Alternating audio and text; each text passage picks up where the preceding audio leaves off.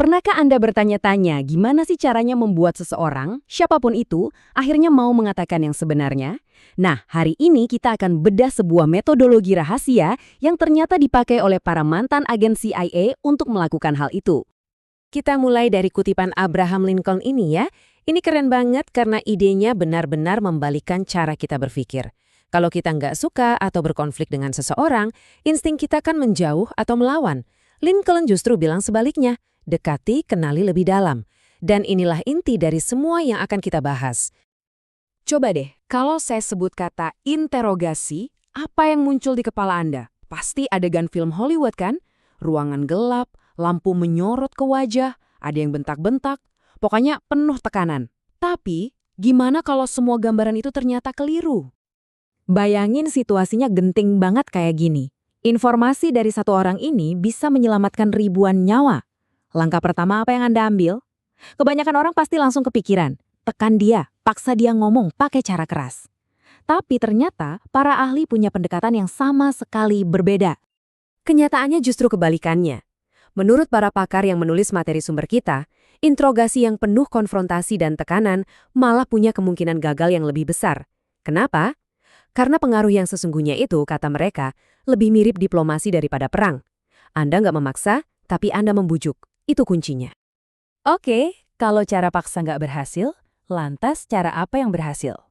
Nah, rahasianya itu ada di sebuah kondisi psikologis yang disebut pemikiran jangka pendek.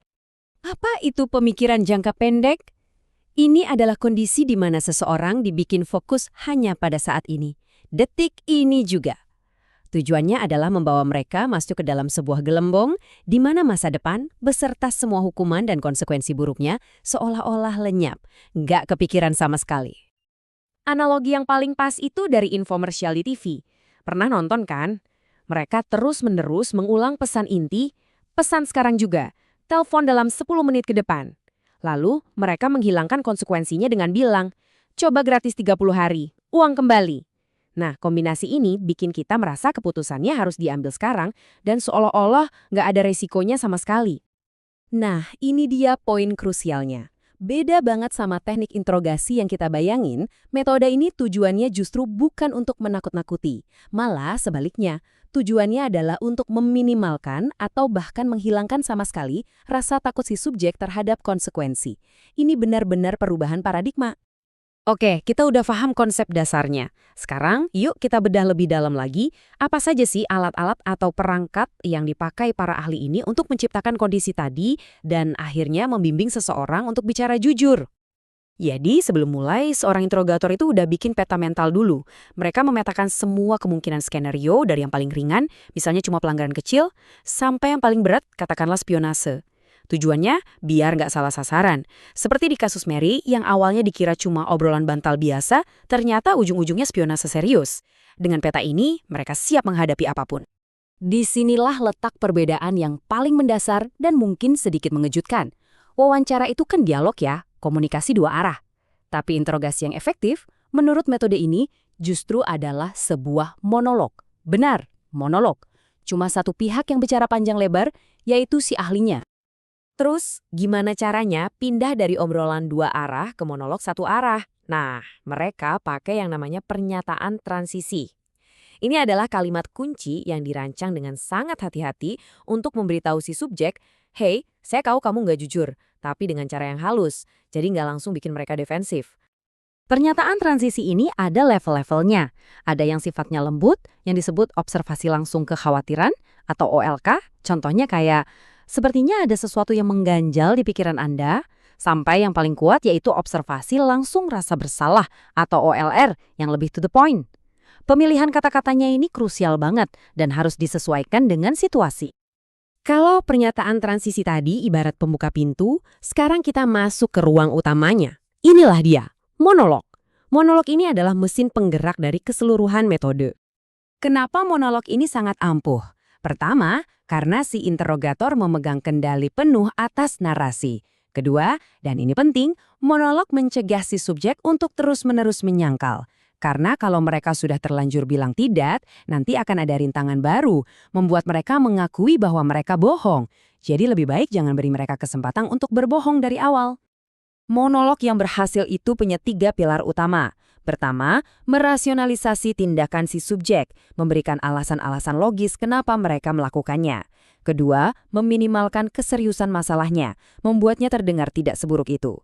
Dan ketiga, memproyeksikan kesalahan, menyeratkan bahwa mungkin ada pihak lain yang juga ikut andil.